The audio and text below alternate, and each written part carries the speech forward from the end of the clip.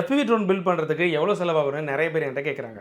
FPVயில் 2 variant இருக்குது, digital system, analog system. Digital FPV பார்த்தீங்கன்னா camera quality ரொம்ப சூப்பராக இருக்கும்.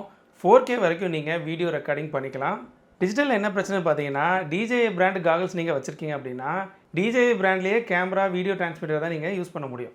அப்புறம் ப்ரைஸ் பார்த்தீங்கன்னா ரொம்ப காஸ்ட்லியாக இருக்கும். அனலாக் சிஸ்டம் ப்ரைஸ் ரொம்ப கம்மியாக இருக்கும். ஆனால் அதில் என்ன பிரச்சனைன்னு பார்த்தீங்கன்னா வீடியோ குவாலிட்டி ரொம்ப மொக்கையாக இருக்கும்.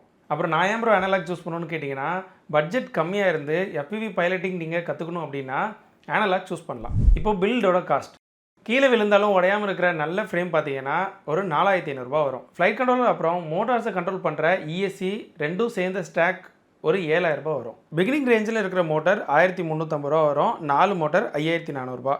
அனலாக் கேமராவும் அனலாக் VTXும் சேர்ந்து 6000.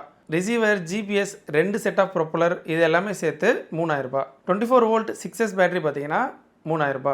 அனலாக் காகல்ஸ் நல்ல டிஸ்பிளே குவாலிட்டியில் இருக்கிறது ஒரு 7000 ஸ்டார்ட் ஆகும். அப்புறம் பேட்டரி சார்ஜர் 3000. ஒரு ஃபுல் அனலாக் கிட் வந்து 39000 வருது. என்ட்ரி லெவல் டிஜிட்டல் பில்டு நீங்கள் பண்ணுறீங்க அப்படின்னா முன்னாடி பார்த்த எல்லா காம்பனன்ட்ஸும் நீங்கள் யூஸ் பண்ணிக்கலாம். அனலாக் கேமரா அப்புறம் VTXை மட்டும் எடுத்துகிட்டு DJI O4 லைட் ஏர் யூனிட் இருக்குது, அது ஒரு 12000. அனலாக் காகிள்ஸுக்கு பதிலாக DJI N3 காகிள்ஸ் இருக்குது, அது ஒரு 26000. ஒரு டிஜிட்டல் பில்டோட கம்ப்ளீட் கிட் பார்த்தீங்கன்னா நீங்கள் 64000 பண்ணலாம். நீங்கள் ப்ரொஃபஷனல் வீடியோகிராஃபிக்கு FPV பில்ட் பண்ண போகிறீங்க அப்படின்னா நெக்ஸ்ட் வீடியோவில் நான் அதை பற்றி சொல்கிறேன். மறக்காம நம்ம சேனலை சப்ஸ்கிரைப் பண்ணி வச்சுக்கோங்க.